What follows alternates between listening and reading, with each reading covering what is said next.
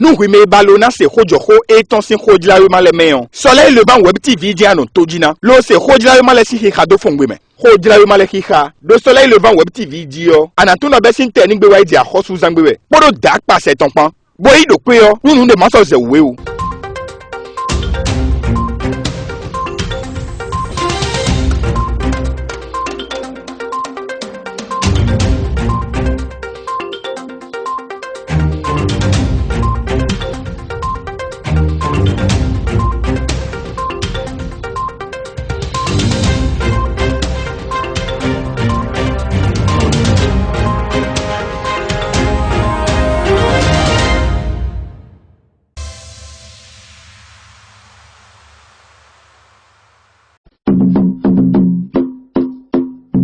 Meti soleil levant web TV konton. Mi bi mi kudo tenigbi. Ngundede kujra yomale renudo eromeon. Lido ranmiton ganton koko do soleil levant web TV di. Kujra yoma soleil levant eton do erome tenigbi. Tenkpon kwe fifoton sepe e bluo. Azan gagbe e jawe lodo azan gbango aido suon ton na yiwe e na nasi nu tenkpon mon koton unsi tenkpon ton na jagba bo to veto si binatu lodo mojame ton so khodra ma la cosifne recours contre sa condamnation par la justice béninoise commis coûté débouté par la Cour africaine des droits de l'homme kweko weworo gbasa kliye touton na commis coûté Bernardo Sengana nous n'ayons médacho nous kumen deboua ben il a le Cour africain des droits de l'homme et Cour africain des droits de l'homme là kakbeje nous pokaka et moro ouais et bene to da mi kunso sileva do fen pa vonodeo kweko e na komi kutio kweko ne la jana do Sengana Khodra yoma le kosifne boy mono cimenterie dede sotnte do khami ton leme do kutan to khomeo ne va donu demen miton le dessous boye kanu bia chake pareji bo bioro simbenendie société des ciments du Bénin lordie yedona se donu ye dessous bona ba no tende vo sesenu ye kan hoito nu kupedo ayeji minosa gbede khouto Didier José Toronto ewe demen le ka khobera line ho dessous Khodra ma soleil levant e ba doton bo so do to men do poropo miton les azadi Khodra ma le potentiel lutte contre le réseau de trafiquants de substances prohibées au Bénin. La poudre blanche envoie le milliardaire Yeto Séraphin en prison. Le procès de 9 personnes enfermées prévu pour le 15 juillet à la Criette. Tout homme et Bénin toi forte.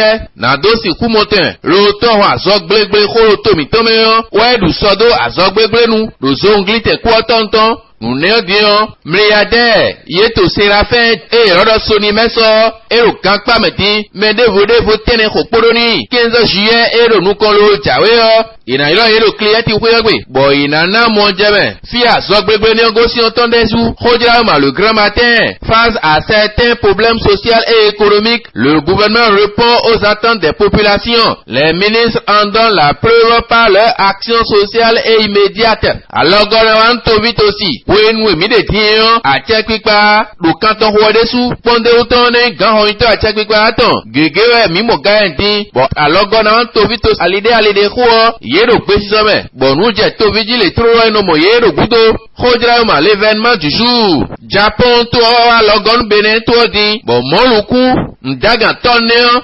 5600 ewe le wadalo mina Khodra yoma la presse du jour contrôle du respect des normes dans les centres de santé 6 cliniques et cabinets de soins infirmiers fermés on la menano ganji tendo koropo aizen ewe yesudo di le Bénin tomi tome tout tome dondo la menano ganji sankpa kweyo ye dele do ksen ro kweyo da line khoa khodo la menano ganji sankpa we dileo ekoto sonu bo client kweyo na je nu kunpede uji Khodra ma la fiche du jour. Tohora gbeta bloc républicain. Aïran, mais des clés gossime. Soswa, membre fondateur à le militant de vos clétonsime. Bloc républicain Aboudoulaye Bio Tchaneton. Biben topo vivant topo moi mide mochakia. Nous pas Khodra yoma ne soubeson nous canobia point d'interrogation de temps. Boa bio togan Patrice Talon de nous tijada ligne roya. Nindo nous Khodra yoma les 4 vérités. Obtention des fonds verts pour accélérer le développement des énergies renouvelables. Le pour nous de près à accompagner le Bénin. Pour nous de le Bénin, le Nakla Bénin, toi de énergie renouvelable, si à Paroué, et les oiseaux font 20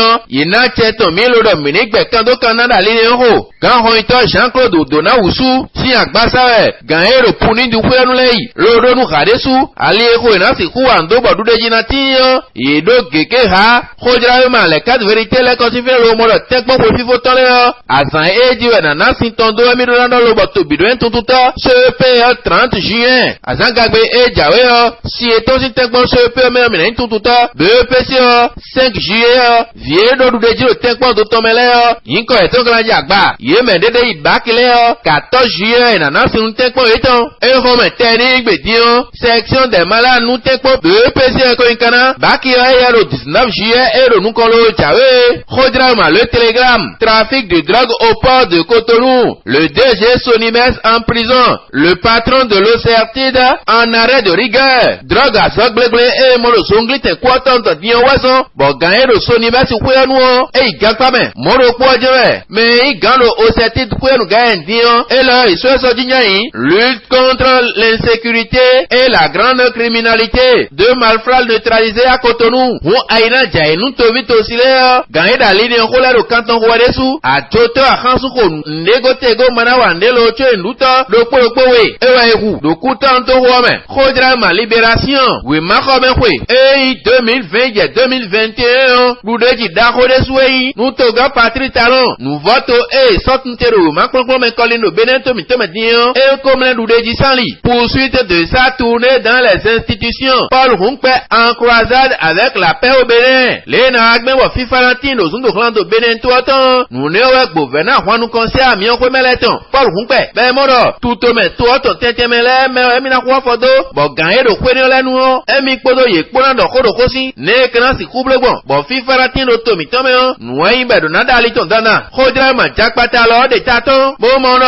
audience du chef de file de l'opposition à la Cour constitutionnelle ce vendredi 25 juin 2021, Paul Rumpe, artisan de la paix, on saint Dodo Bassa, Beneto Oton, et nous Joseph ou FIFA mais Jog Benea, et Paul Rumpe Huafodo à Khosuzangbe et Midogu Doye, les Nagme wa FIFA Latino Beneto Mitomeo, Menahua au canton des sous, Boka Abio saint Dodo Bassa, Saint Ade et dans d'autres Rodiron Tomitome Fidmia, et Nikan Sinton nous sin l'ocan Satonsa, le Toro Batalan et tout allié Rouide, Rodrama l'indépendant, construction des logements économiques et sociaux de Guado, du rêve à la réalité, logements sociaux et Incana, le juillet 2021, le Guado Sintorouameo, et Drode Koué Beneto de la ligne Rodnier, Drone Koyandi, le Rolé Koro Tareton, le Koro nous John Juan, bon Rodrama l'indépendant Iba Doton, Botuna, Bome Kanofisin Torouame Dondion, logements sociaux Guado Tonles Zandedion, Mito Villek Randia Leton Doudi, Rodrama le matinal, débouté par la Cour africaine des droits de l'homme dans l'affaire FNM, les espoirs déçus de Komi Kouché, il devra épuiser les recours internes devant la criette. Au FNM, si on l'a dit, bon criette ou quoi n'a quoi Komi Kouché benando Sengana, ouais et ira benento, et quoi sobedo, recours déboulé nous n'a bloqué, criette ou quoi n'a pas encore, tonu kaimo, et on a bien gantolé mais jamais ouais, Rodrama la nouvelle étant le Romezangbe, 63e édition de Torifwe, l'édition 2021 célébrée avec face sous le signe de la cohésion et du développement. Kwekwekwenu kare, watongo en Torifweton, edubeje humbeloje gangbe, kwemeton en kwafo konukuno pogo elo ememidioton, konto kwameno, novi blo, le wan boto inukan, diwe, ye ganero Torifweanu le sojinyon desu, bogbeta e sodo Torifweakon, mais la rofa bien humbe, kondo kwamawe enoka, achakik basi afwa dokogan, Torito huatone, bo ye so nu gege tunte, akwa ye jodi, bo ambulance dokpo e na khonu, toto kwe Torito, nous sonayon nous meroumoa, centre culturel paix, entrepreneuriat du flambeau, pour l'orientation de la restauration des initiatives par une alternative scolaire à Ouida. Encore une œuvre utile du don de l'ONG Nobam au Sephorias Ouida, la bibliothèque du centre renforcée de plus de 150 livres. Les Wagmen, boye Glekwevile nous soudaro, de Macron mais Colin Bienwezon, bon centre culturel du cœur entrepreneuriat du flambeau pour l'orientation et la restauration des initiatives par une alternative solidaire de Ouida. Yedelechen, livre Wabuabu, le basso soi Sephorias Widaton Beta Rosumo Dona Mado Neme Nomam Ewa Zomo Koton Botuno Bibliothèque et Sainte Symphorias et Donambe Livre Tengbe Djoula Deme Khodraman la nouvelle école concours ville durable au Bénin. La commune de Boïkon sortit deuxième et reçoit sa lot pour pérenniser les actions environnementales. Agbawen et ville durable tombe sortent de Bénin tomitan le humble blota. Boïkon Toroa, Wenwega, le tonta tonton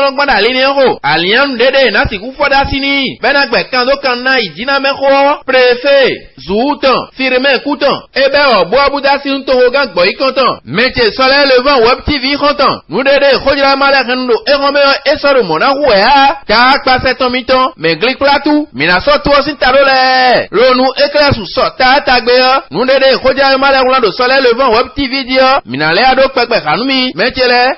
Hey ça.